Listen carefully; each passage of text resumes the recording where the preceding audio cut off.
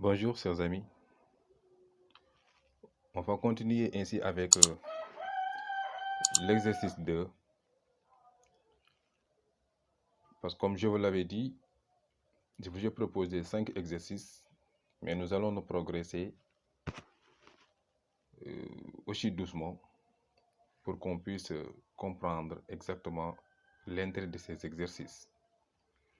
On a terminé l'exercice 1 qui est là, on a déjà commenté l'exercice 1. Nous allons progresser aujourd'hui avec l'exercice 2. On se propose d'étudier les caractéristiques du message nerveux à l'aide du dispositif expérimental schématisé ci-dessous. On se focalise tout simplement pour étudier les caractéristiques du message nerveux à l'aide du dispositif expérimental schématisé ci-dessous. Ci-dessous, autant pour moi. Donc c'est ça, en quelque sorte, le dispositif. Là, on a une fibre nerveuse qui est trempée dans de l'eau de mer. Là, c'est le sciographe. S signifie électrode stimulatrice. Le A, microélectrode. B, électrode de référence. On est d'accord? Voilà. On nous dit le document 1 montre les résultats obtenus avant toute stimulation. C'est quoi le document 1? On va regarder. C'est ça le document 1. N'est-ce pas? Le document 1, on nous dit le document 1 montre les résultats obtenus avant toute stimulation. Donc vous voyez le dispositif expérimental là. Donc c'est à partir de ce montage qu'on a obtenu le document 1 en dehors de toute stimulation, le moment où la stimulation n'a pas été portée. Donc l'électrode A est posée sur l'axone, puis à l'instant T1 pénètre dans l'axone. Regardez là, regardez le dispositif. L'électrode A, au début, elle était posée, autant pour moi, sur la surface de l'axone.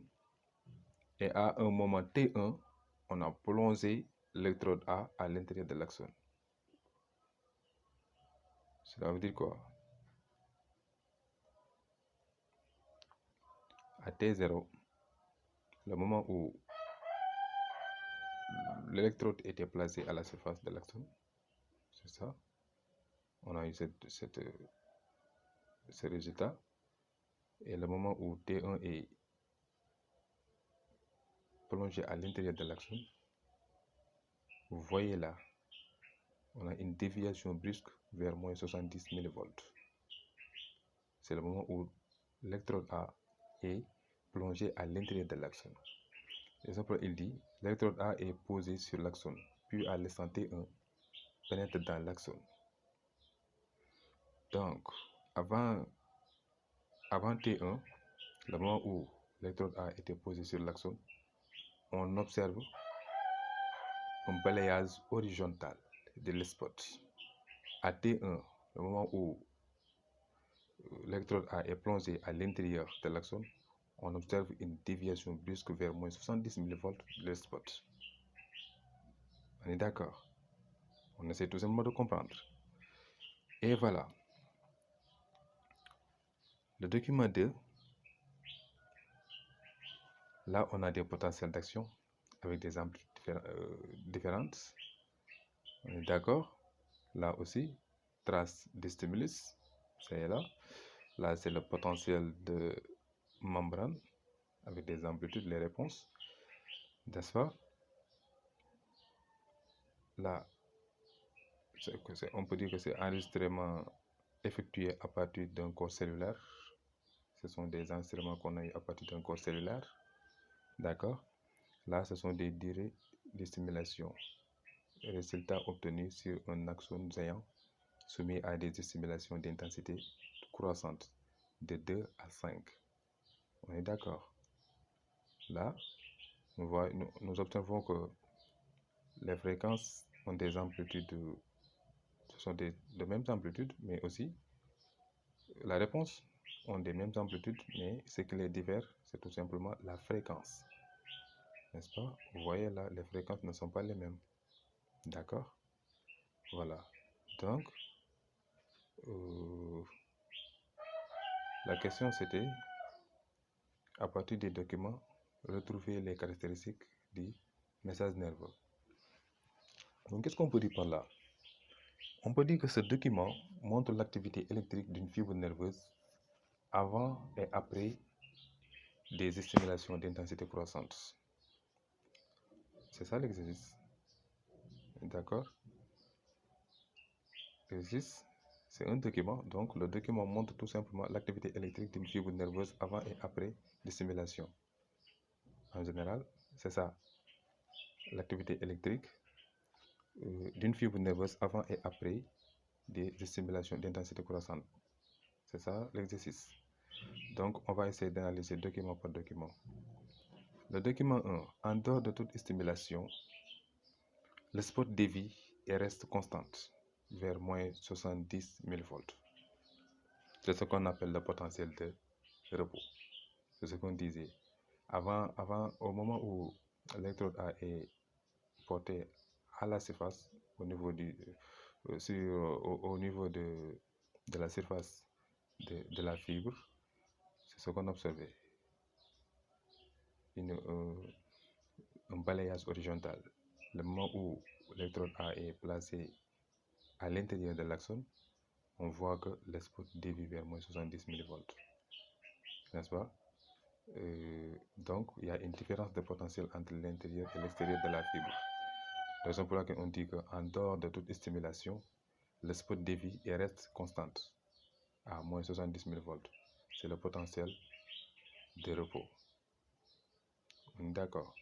C'est le potentiel de repos. C'était en dehors de toute stimulation. Le document 1, c'était en dehors de toute stimulation. Donc, on peut dire en dehors de toute stimulation, le spot dévie et reste constante à moins 70 000 volts. C'est ce qu'on appelle le potentiel de repos. C'est ce qu'on peut dire au niveau du document 1. Pour le document 2, à la suite d'excitation, on constate. Là, c'est avec des excitations. Voilà. À la suite, en dehors de toute, à la suite d'excitation, on constate au niveau du corps cellulaire, c'est là, ces résultats-là sont obtenus à partir d'un corps cellulaire. Au niveau du corps cellulaire, des dépolarisations d'amplitude croissante. Des dépolarisations d'amplitude croissante. Là, vous voyez que les résultats là ont des amplitudes croissantes. D'accord? Voilà. Donc, les amplitudes croissantes sont enregistrées en fonction de l'intensité de la stimulation. Une fois que l'intensité augmente, l'amplitude de la réponse devient importante. N'est-ce pas? L'intensité augmente, l'amplitude aussi augmente en fonction de l'intensité. Maintenant, au niveau de l'axone, du même neurone, des potentiels d'action sont enregistrés. On est d'accord? Des potentiels d'action sont enregistrés. Ces potentiels sont de même amplitude. Ça, ce sont des potentiels d'action. Parce que là, c'est les résultats obtenus sur un neurone. C'est là. Ça, c'est pour le corps cellulaire.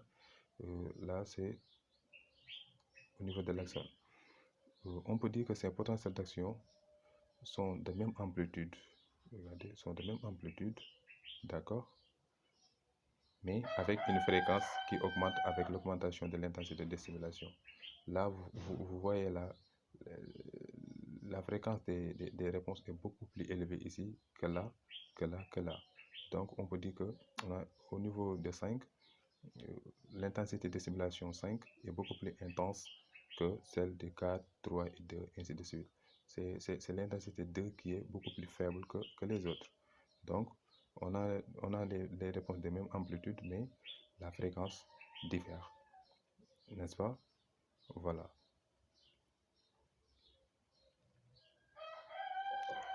Donc, nous pouvons dire que le lieu de stimulation est diffère des lieux d'enregistrement. Parce que là, c'est au niveau du corps cellulaire, là, c'est au niveau de l'axone. Donc, le lieu de la stimulation est diffère des lieux d'enregistrement. Voilà. Donc, le message nerveux, on peut dire que le message nerveux est conductible, n'est-ce pas? Le message nerveux est conductible, le message nerveux est perceptible, mais aussi peut être modulé en fréquence de potentiel d'action. C'est ce qu'on cherchait. Voilà, c'est ça l'intérêt de cet exercice.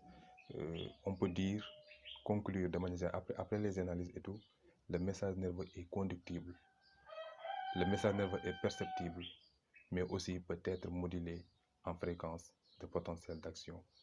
Et voilà, c'est ça l'exercice numéro 2.